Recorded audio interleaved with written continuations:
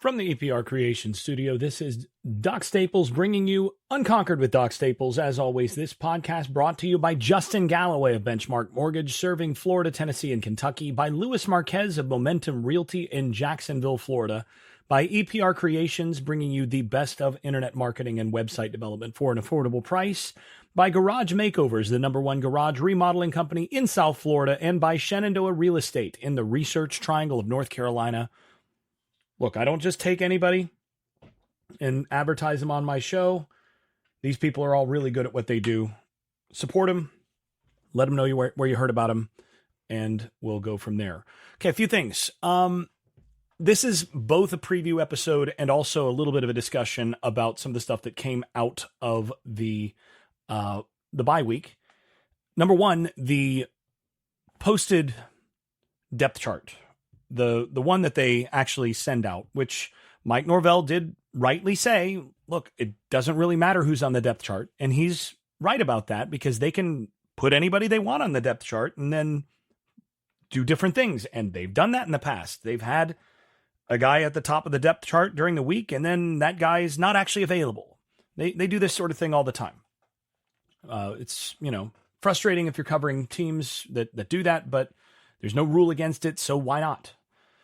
Now, as far as what they actually did this week, though, this essentially jives with the idea that Florida State is going full youth movement from here and moving into doing what they need to do to develop for the future and play guys who are interested in playing really hard. And I think that basically is the biggest thing. The biggest change, in my view, is on the offensive line, where now Lucas Simmons steps in as the primary backup to Darius Washington at left tackle. They've taken Jalen Early and moved him inside to the right offensive guard inside of Byers, and they've moved Andre Otto to the primary starter at left offensive guard, bumping down the vets that they were in front of. Now, I think that's actually a big deal. We'll talk about that in a few minutes. I really would have liked to have seen Byers move inside, because I've always thought of him more as a guard, but I think at this point, this communicates something else about what they're trying to do. And why not just talk about it now? Why put it off to later? I think this indicates that they are doubling down. They want to really run more counter, more stuff where they're pulling. And I think on their self-evaluation, they've decided that the really big road graders that they went and got on the interior have done a really awful job of that. And when you're pulling some of these guys, they're slow getting out. They're slow moving where they need to go. They're not arriving with much force, and they're making terrible reads. A huge part of the reason that this offensive line has been so bad in the running game has been the guard position, both left guard and right guard, and especially since Richie Leonard got hurt. Once he got hurt, they've had atrocious guard play pretty much the rest of the season. And if you can't block on the interior, that's trouble. We talked about this a few years ago. If you can't block at center, you're done, because all teams have to do is put a guy over your center and beat him up and keep winning straight up the A gap. And there's nothing you can really do. You can help an offensive tackle who's struggling. You can chip, you can do all sorts of things. But if you're terrible at center, that's pretty much death for your offense. If you're terrible at guard, it's not quite as bad as being bad at center, but it's still bad. Now, the thing is, the payoff for being great at those positions isn't quite as high as being great at some of those others. If you have an elite tackle, that's usually a better thing than having an elite guard. The way that this works is the interior positions are positions where the floor of your guys matters immensely. The ceiling helps, but it goes to a certain point, and then there's a little bit more diminishing returns compared to outside. Outside, you can be worse and still survive. The floor matters a little bit less on the outside, and the ceiling is more important at the tackle position. So what they've done is they've moved Otto, who really moves well. And now he got run over a couple times, and yes, there are a few plays that he'd love to have back. from the last game. But boy, he showed a lot. He showed a lot of promise. And Jalen Early is a guy that moves really well. He's got good mobility. The question is how well he anchors. But the thing is, if you get him out in space and get him moving, he moves better than anybody else who's been playing at guard. What that allows you to do is to run counter, to run your down or your G play, to run, your various, pulls off of inside zone, depending on the front. There's a variety of different things that allows you to do on the offensive line if those guys can move well enough and actually make the correct read in the counter game.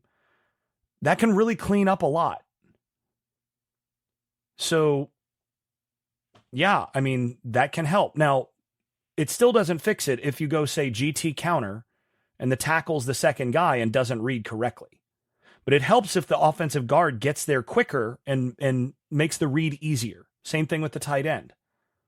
So I think that's a big part of the motivation here. And, I'm actually a little surprised that they didn't, and I don't know that they didn't, look at Darius Washington on the inside, leaving Jalen Early out at tackle and seeing Lucas Simmons at that left tackle spot. And I wouldn't be surprised if we saw that before the end of the year. Because Simmons is the future there, and it would be great if by the end of the season he started getting some reps at tackle. And then you move Washington into the rotation on the inside. Washington's been excellent over the years when he's been inside. So then, or you move him to right tackle. You move Darius Washington to right tackle. You put Lucas Simmons in at left tackle. And if Simmons can hold up at all, now you're really mobile across the board. Simmons, Otto, Smith, Early, and Washington. And again, don't be surprised if we see that at some point later in the year. That's the biggest thing. That's the biggest change. And it's entirely possible that helps the run game. I don't know. I don't want to say that that's going to just fix the running game, but I do feel like they've been close enough in certain respects that if they can just get a couple things fixed and let's say you're starting to run GH counter where the H-back is the puller, and all of a sudden your guard's getting there quicker and your tight end, those freshman tight ends actually read it correctly more than once. Let's say that those guys do their job. All of a sudden you're blocking it up and your running back has space and maybe that guy hits the hole. You may actually be able to fix the run game before the end of the year. And maybe it's just a matter of bringing some of those young guys in. Maybe. We'll find out. But this bye week was the opportunity to really test that out, to put some guys in places and see if it works. And your best case scenario is suddenly that unlocks your running game. And then this team with a running game suddenly transforms into the most dangerous 1-5 team in the country, which is not what anybody wants to be. But suddenly they're a team that nobody wants to play as a 1-5 team, because they can start to run the football. Then you're able to start to do some play action. Everything starts to work. But they've not been able to block anybody on the interior so far. So, they've not been able to score points. But there were some signs of life, some flickers here and there against Clemson with some of those young guys. And now I'm interested to see what happens as they move them inside. The other major differences is that a couple of the young guys basically moving up the depth chart at wide receiver, starting to see LaWayne McCoy in there as a co-starter. So that means you expect to see him some against Duke. You're seeing Elijah Moore in now as an or with Poitier as a backup at the other receiver. You're starting to see some of those things happen, which allows you to, again, take a look at some of those guys. And some of those guys are much higher upside players.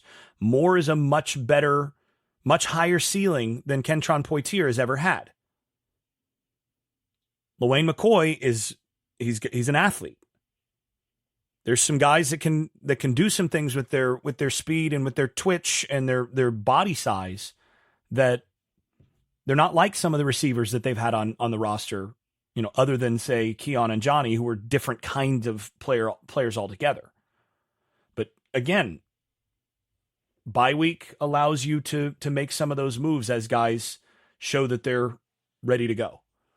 Lundy, of course, out for the season, so he's gone. And then the other big move is moving Shaheem Brown to the free safety spot and KJ Kirkland down to the Buck safety. And again, the safety spot, they felt like they had enough bodies coming into the season to figure out for somebody to step in and be an improvement there, and it really hasn't happened. Devontae Brown, that didn't work.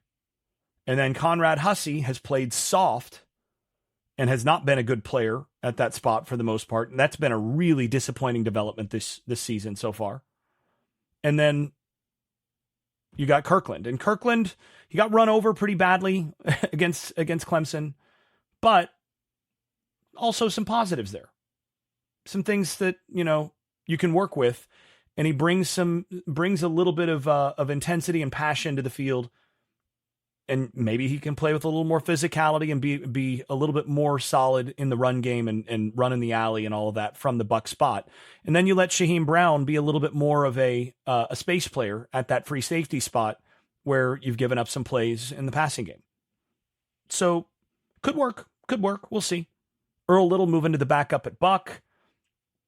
I'll believe Earl Little's a football player when he shows me. So, that one doesn't matter that much. But all of these changes to the depth chart, I think are solid. They're the sorts of things that you needed to see after a 1-5 start. And it shows you that they're coaching both to win games and to develop for the future, which you've got to do. And, I think instead of having Jones and Ferguson as the guards, where you've got some issues in terms of mobility, and you definitely had some issues in as pullers and all of that, you might be able to pass block and actually block the counter. Might solve two of the big problems you've had at that spot all season that have cost you games. But we'll see. Of course, those two tight ends moving up, they bring more to the table than Morlock did, who's been an enormous disappointment this year. Although, again, I was never one of the ones that was as high on him as the coaching staff. The coaching staff disagreed with me in terms of their assessment of him. And I think they overestimated what he was going to bring to the table this year. But they didn't overestimate what the freshmen were going to bring to the table. And they were excited about what they brought, about their potential. And I think we're already seeing that potential develop. So a lot of positives there. Is it going to be enough to beat 5-1 Duke and preserve what is, I believe, the longest win streak, the longest undefeated streak of one Power 5 team against another Power 5 team, 22 games in a row? That's in danger in this game. We will see. Now, the last time that Florida State played at Duke, they only won by a touchdown, and it was 17-10, and this game may well look like that. So let's start on the offensive side of the ball. Duke's offense has not been all that much better than Florida State's. And one of the differences is that Duke has not played the schedule that Florida State has. You look at Duke's schedule, they're 5-1, but 26-3 over Elon, 26-20 at Northwestern, 26-21, Connecticut, UConn. That's not basketball. That's a bad football team. 45-17 at Middle Tennessee State. 21-20 in the game that they first played a team with any sort of pulse, and it was North Carolina. And that's not a team with a steady pulse. And then at Georgia Tech, that was 2 weeks ago, 14-24. Lost that game. That was their first loss of the season. And that was a pretty comparable score to what Florida State had in the opener against Georgia Tech. So you're looking at teams that, based on at least the one common opponent, pretty similar in terms of overall offensive and defensive output. And when you actually look at the numbers, Duke looks a whole lot better. But again, you have to adjust for opponent.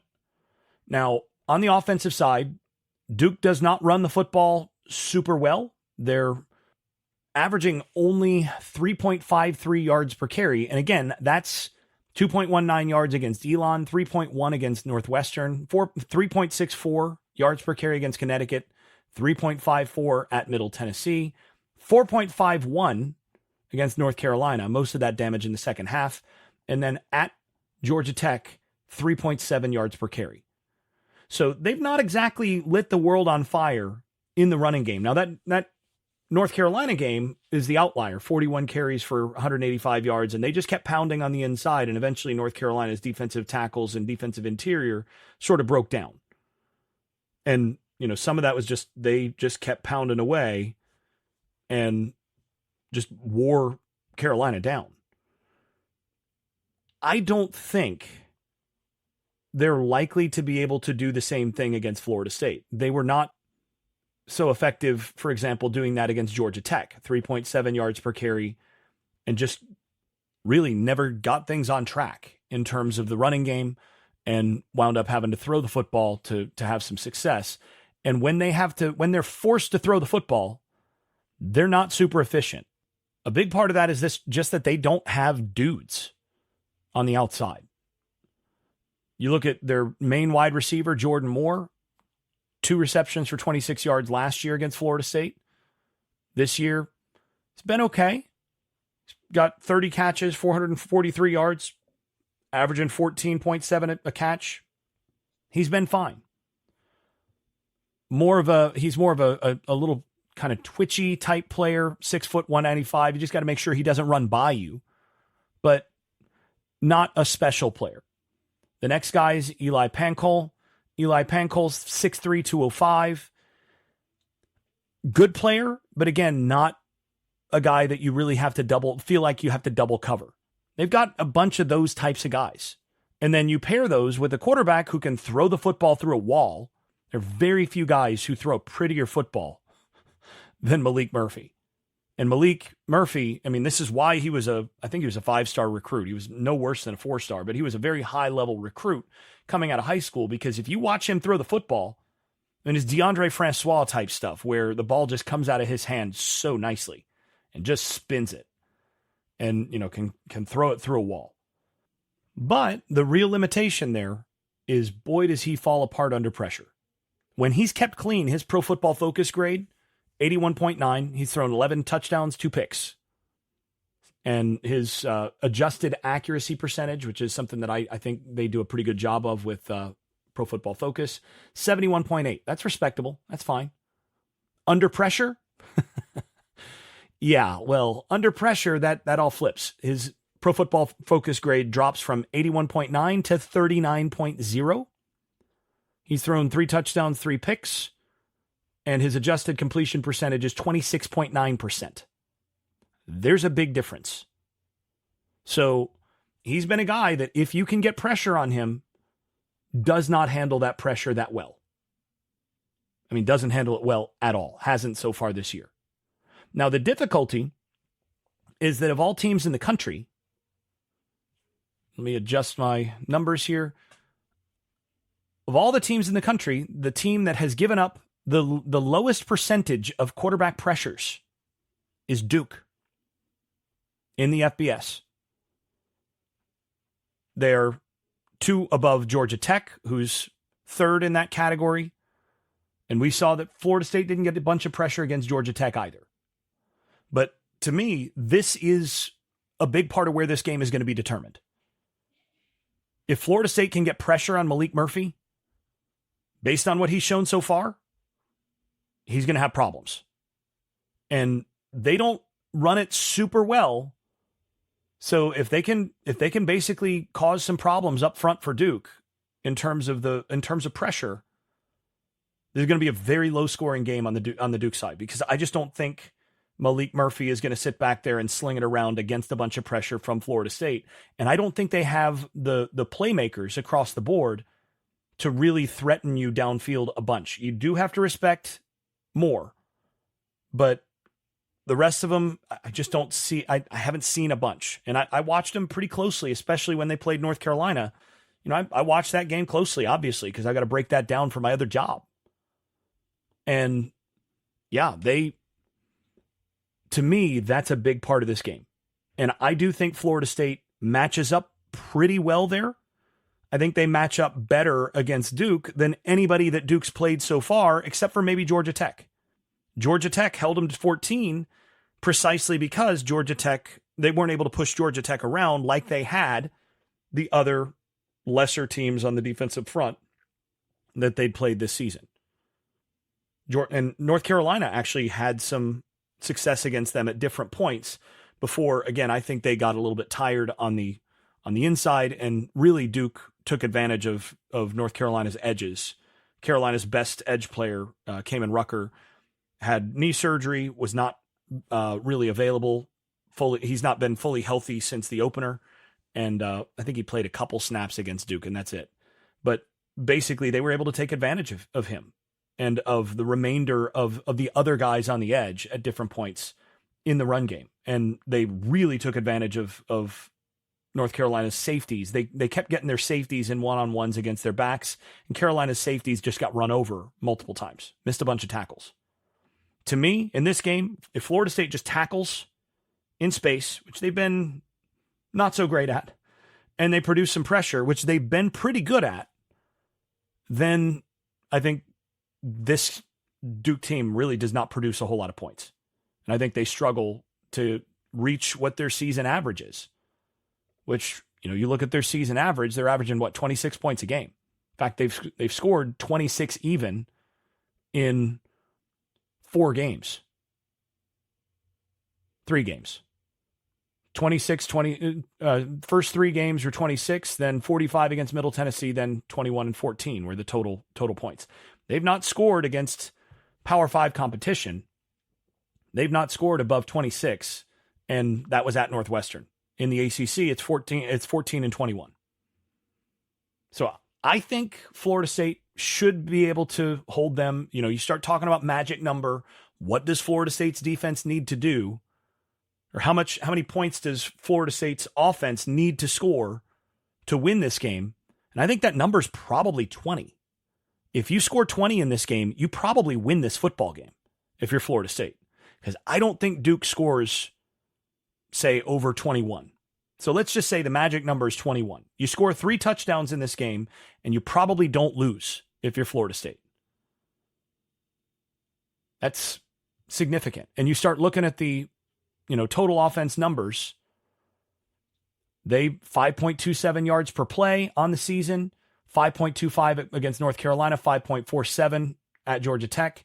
I think somewhere in that range, somewhere around 5 yards per play or a little bit below is what to expect from this Duke team. They've been in that range basically every game this year, except for that Middle Tennessee game, which is your outlier against a very overmatched team. But every other game, that's where they've been. So that's kind of what I expect offensively. And I think somewhere in the range of somewhere between 13 and 17 points is what I expect Florida State to give up against this Duke team. Now, on the defensive side, things get interesting because this is a pretty good Duke defense. They were flat out dominant through the first 4 games against overmatched opponents. Again, Elon, Northwestern, UConn, and Middle Tennessee State. They were really good in those games. Then against North Carolina and Georgia Tech, 5.15 yards per play in each, and gave up 245 rushing yards at Georgia Tech, 156 rushing yards against North Carolina. Weren't really efficient in either game defensively. But what they do well is pretty straightforward. They get a lot of tackles for loss, and they generate havoc. Their defensive tackle for loss percentage is number 1 in the conference at this point. 9% of the plays against Duke have gone for a tackle for loss. They get in the backfield and they cause havoc. They also, by the way, lead the conference in yards per play by a pretty healthy margin.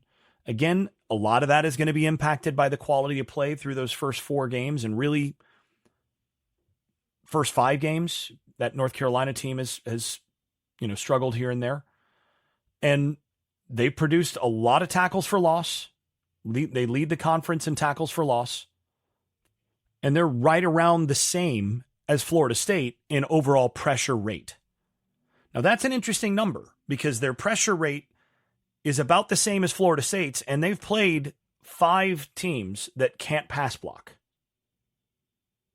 Really, of the teams they played, only Georgia Tech can pass block. Georgia Tech's a good pass blocking team. They're just a good blocking team in general. But the other 5 teams have struggled up front against everybody. So, when I watched them against North Carolina, my assessment was Florida State should be able to block this team. Some of the places where they had the most success were at the tackle spots where, frankly, North Carolina at the right tackle has a guy that just really can't block speed rushers. He just doesn't have the quickness. And Duke figured that out in the second half, and they lined up speed over him, and they just kept running around him, kept getting pressure. Guy's enormous. He's about 6'8", 340, and just doesn't move well enough in those cases. I think Florida State will be able to block these guys better in terms of the speed rush and so on than everybody they've played except for Georgia Tech. And again, Georgia Tech was able to win that football game. Wasn't dominant, but they were able to block them well enough to have 240 rushing yards and 245 rushing yards, and then 412 overall 5.1 yards per play, and, walk out with a win. And schematically, this is a Manny Diaz defense. What are they going to do? Manny has, general couple rules of thumb. He's a Mickey Andrews disciple, as some of you surely know, and many of you should know. And so his approach is basically twofold. Number one, he lives by the mantra of force the offense that you're facing to beat you left-handed. Figure out what they're best at and take that one thing away and force them to do whatever it is that they don't do as well as the thing that they do best. Force them to do that. Now, joke's on Manny on this one. Florida State doesn't do anything well offensively, or at least hasn't so far this year. So he's kind of got his pick of what he wants to try to stop. Odds are, though, in the absence of that, he's going to move on to rule number 2, which is when in doubt, pressure. And then pressure some more. And then pressure again. He is going to find ways to bring pressure. He's going to put some corners and sometimes safeties in one-on-one coverage situations. And he's going to bring safeties downhill. He's going to ask those guys to tackle, to play near the line of scrimmage. He's going to blitz guys. He's going to blitz from the corner. He's going to blitz the safeties. He's going to bring multiple backers. He's going to bring pressure. And if it's not blitz pressure, it's still a pressure defense. And schematically, this is a Manny Diaz defense. What are they going to do? Manny has, general couple rules of thumb. He's a Mickey Andrews disciple, as some of you surely know, and many of you should know. And so his approach is basically twofold. Number one, he lives by the mantra of force the offense that you're facing to beat you left-handed. Figure out what they're best at and take that one thing away and force them to do whatever it is that they don't do as well as the thing that they do best. Force them to do that. Now, joke's on Manny on this one. Florida State doesn't do anything well offensively, or at least hasn't so far this year. So he's kind of got his pick of what he wants to try to stop. Odds are, though, in the absence of that, he's going to move on to rule number 2, which is when in doubt, pressure. And then pressure some more. And then pressure again. He is going to find ways to bring pressure. He's going to put some corners and sometimes safeties in one-on-one coverage situations. And he's going to bring safeties downhill. He's going to ask those guys to tackle, to play near the line of scrimmage. He's going to blitz guys. He's going to blitz from the corner. He's going to blitz the safeties. He's going to bring multiple backers. He's going to bring pressure. And if it's not blitz pressure, it's still a pressure defense. Now, that doesn't necessarily mean blitzing. They're actually 4th from last in the ACC in how often they bring extra guys. But they're going to get those defensive tackles and defensive ends up the field as fast as they can. They are not trying to, read and react up front a bunch. They're trying to get in the backfield. They're going to bring numbers from different places. They're going to bring like I said, a corner from here, a safety from there, and they're going to play Manny Diaz defense. And they're going to tackle well. They're going to be physical. That's what they do. Now, the interesting thing is, again, watching them against North Carolina. North Carolina was able to bully them a little bit, especially in the first half. Carolina scored 20 in the first half, then scored 0 in the second. But Carolina was basically able to get the football to their running back, to Amarian Hampton, and he had a lot of success in that first half. They were able to kind of bully him on the interior. They were able to run a variety of different run looks and have success. Georgia Tech did the same thing. And Carolina also had some wide open opportunities in the passing game, both over the top and in terms of crossers and those sorts of things. What Duke started doing in the second half is playing more games up front. They started doing a lot more twists, a lot more different stunts and things like that to just cause a little bit of havoc and difficulty for Carolina passing things off. And they started getting a lot more pressure. They were able to bottle up the running game a little bit more doing that. And that's really where the change happened, and they were able to come back from down 20 at the half. They were able to limit Carolina to 0 points in the second half, largely because of that change, and then just getting enough pressure on the quarterback to make things difficult. And this is a well-coached Duke team, defensively, offensively. It's a well-coached team, and that's why they're 5-1. They haven't beaten themselves. It's a good football team. That said, when I start looking at this and I'm evaluating this Duke team, I'm not sure that I think they might be the second or third worst defense of the teams that Florida State has played against. So again, by the raw numbers, they're right up there. Even by some of the opponent adjusted measures, they're pretty good. They're 15th in SP plus, for example, defensively, which is, that's solid.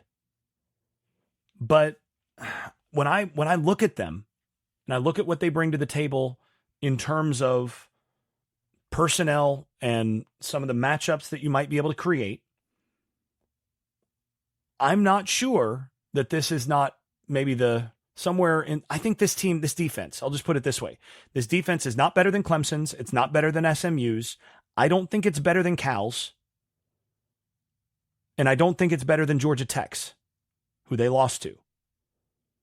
Question is whether or not Memphis or Boston College defensively are better than this defense. And I think this defense might be better than both of them.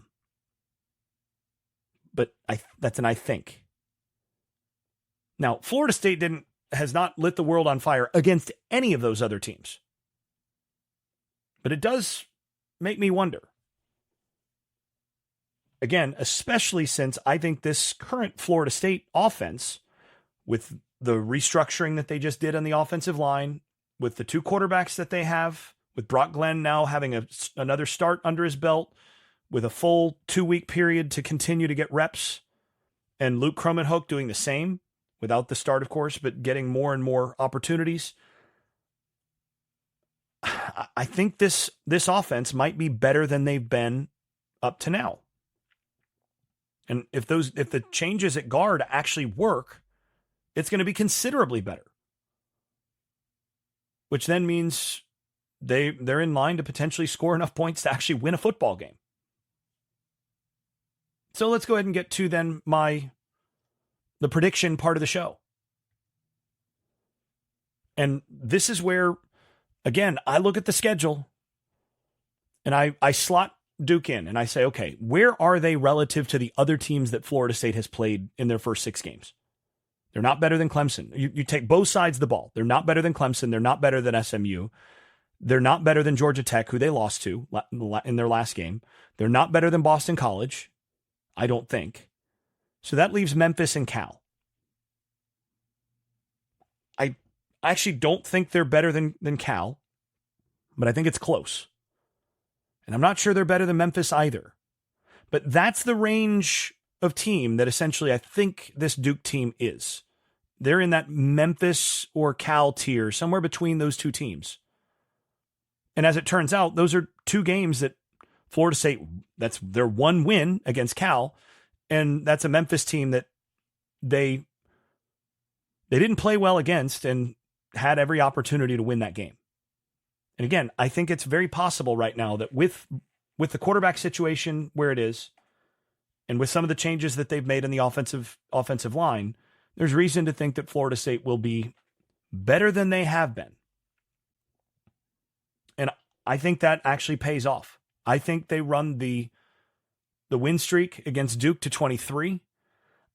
I don't think this is a runaway. I don't trust this Florida State team to run and hide against anybody, to blow anybody out.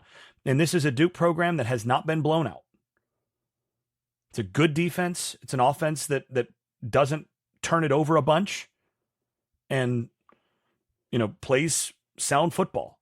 But I think they're going to be able to limit some of the running game offensively. I think they're going to be able to get some pressure against Malik Murphy. I think Duke is going to have some difficulty scoring 20 points in this game. And I think Florida State's going to go over 20, which it's only done one time this season, and that was in that Georgia Tech game. I think they're going to do it in this game, and I think they're going to win this game against Duke. I'm going to go Florida State wins with an upset in Durham at Duke, which is just wild to say, Florida State pulling an upset at Duke. But I'm calling for the upset. I think Florida State wins 27-17 in this game. It's going to be an interesting one. I think this is somewhere in the 60% win range for Florida State. I'm going off of my eyes and off of scouting much more than the numbers. The numbers are bleak. If I'm following, the good numbers, if I'm following good power ratings and things, and just the sorts of things that I like to look at for this, by the way, it comes out to stuff like Duke 28, Florida State 17, and an 80% win chance for Duke. It's stuff like that. But I'm going on my eyes here and looking at schedule, looking at some of those other things. And I think Florida State coming out of the bye gets it done. And some of the youth movement that we're starting to see starts to pay off. And you're going to start to see some of those guys playing hard and getting more and more reps and playing better football. And this team's going to get better as those guys get more opportunities. It's going to be a really interesting second half of the year. At least I hope it'll be interesting. It's been really ugly and tough to watch so far, but with a lot of this youth and a lot of guys that they feel good about in terms of being hits and recruiting and all of that, it's going to be some interesting stuff to keep up with, because it's also looking forward to the future with those guys. I'll be back again with you all after the game on Friday. If you've been enjoying this podcast, please leave a 5-star rating over at Apple Podcasts and wherever else you listen to podcasts. Post and repost episodes on social media and tell a friend. And if you haven't left a review in a while, do it again. It really does help the visibility of the podcast. Before we go, I'd also like to thank my advertising partners once more. That's EPR Creations, Luis Marquez of Momentum Realty in Jacksonville, Florida, Shenandoah Real Estate in the Research Triangle of North Carolina, Garage Makeovers, the #1 garage remodeling company in South Florida, and Justin Galloway of Benchmark Mortgage, serving Florida, Tennessee, and Kentucky. You can also stop by the Unconquered Shop at unconqueredpodcast.com, where you can buy stickers, pins, magnets, t-shirts, and other swag. I am especially grateful for those of you at the Dynasty level. That is Brian Leininger, Dave Blair, Jack Horton, Jonathan Kennedy, Lee Caswell, Travis Smith, and Tyler Kashishki. You all are far more generous than I deserve. Thanks to you all. This has been Unconquered with Doc Staples. I'm your host, Jason Staples. Thanks for listening, and thanks for your support. I made this.